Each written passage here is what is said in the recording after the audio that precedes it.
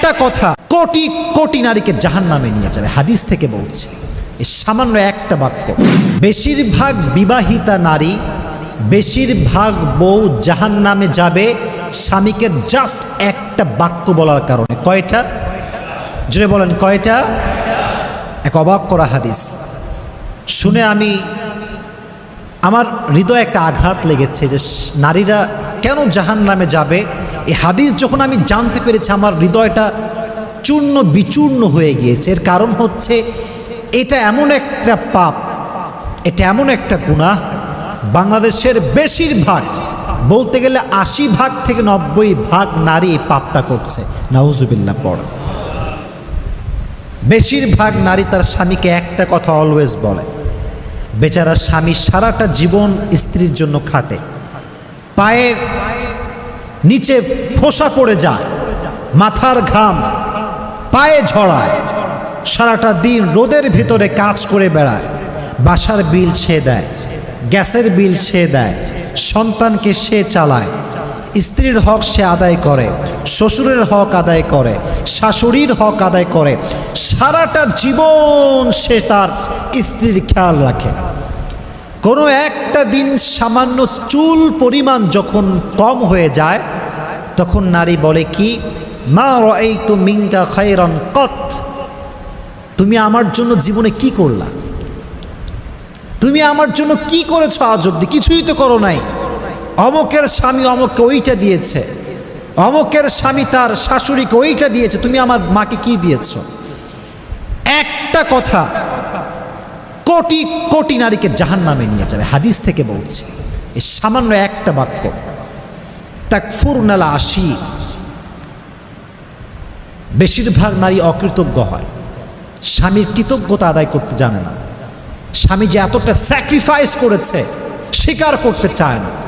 আর মাথায় রাখবেন, যেই নারী তার স্বামীর স্যাক্রিফাইসকে নিজের মুখে এটাকে স্বীকার করতে পারে না, সেই নারী কখনো সুখী হতে পারে না।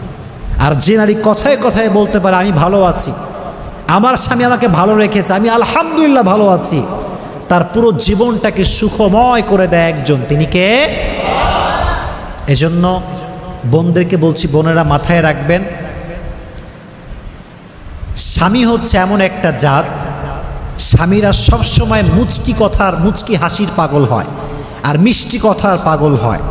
তারিক জামিল একটা কথা সেদিন বলছেন, আমি আজকেও কয়েকবার শুনলাম।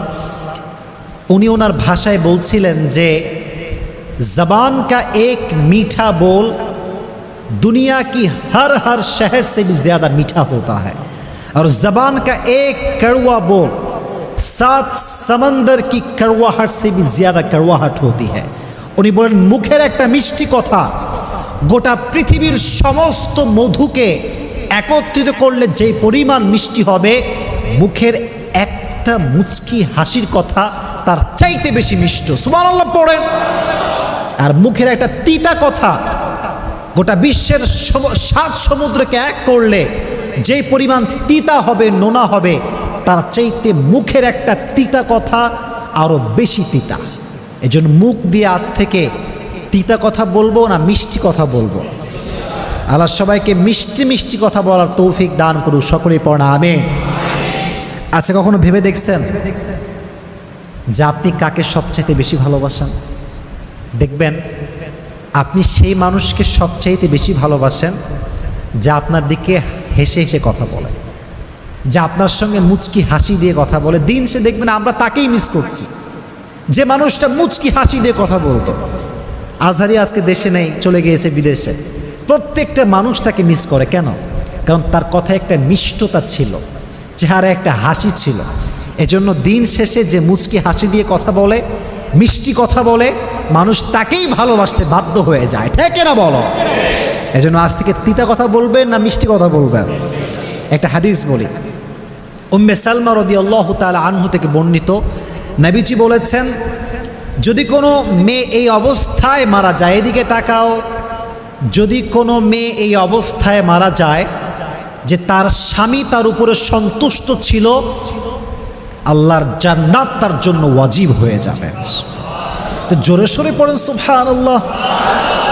এজন্য স্বামীকে বাজে কথা বলা যাবে না। নারীর জীবনে স্বামী হচ্ছে মেইন ক্যারেক্টার। যে নারীর জীবনে স্বামী আছে তার জীবনে সব কিছু আছে। যে নারীর জীবনে স্বামী নাই তার জীবনে কেউ নাই। যে নারীর জীবনে স্বামী নাই সে নারী সমাজের বাবার কাছে, মায়ের কাছে, ভাইয়ের কাছে, বোনের কাছে একটা বোঝা হয়ে যায়। এজন্য মেয়েদের জন্য স্বামীকে মূল্যায়ন করার দরকারটা আছে না নাই? আল্লাহ মেয়েদেরকে এটা বোঝার তৌফিক দান করুক, সকলেই মন খুলে পড়ে না আমিন। আল্লাহ নারীদেরকে কৃতজ্ঞ হওয়ার তৌফিক দান করুক, সকলেই মন খুলে পড়ে না আমিন। তাহলে এটা ছিল নারীদের জন্য ওয়াজ। তাহলে আমরা জানলাম তিনটা বিষয়। এক হচ্ছে ঈদের দিন পা ধরে সালাম দিয়ে সালামি নেওয়া জায়েজ আছে কিনা, 1 নাম্বার। 2 নাম্বার, মেহেদি মাখা জায়েজ আছে কিনা, 2 নাম্বার। 3 নাম্বার, নারীরা একটি কথার কারণে জাহান্নামে যাবে, সেটি হচ্ছে তুমি আমার জন্য জীবনে কি করলা। এই জন্য যেই বোনেরা আমার কথা শুনছেন মাইক থেকে, কলোনির ভেতর থেকে, সবাইকে আমি বলছি স্বামীর কাছে কৃতজ্ঞ হবেন, কৃতজ্ঞতা আদায় করবেন। আল্লাহ বোনদেরকে এই তৌফিক দান করুন, সকলেই পড়না আমিন।